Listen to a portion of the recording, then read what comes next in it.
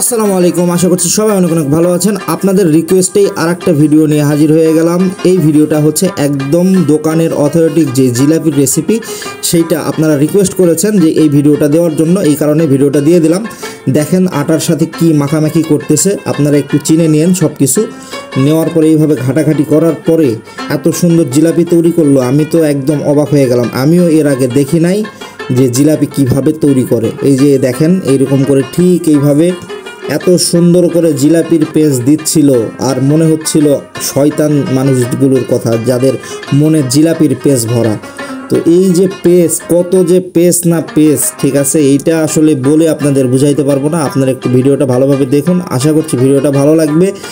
আর এই যে পেস্ট পুঁজ দেওয়ার পরে যে সুন্দর করে উঠায়ে একদম গরম গরম জিলাপি, আহা কি যে মজা।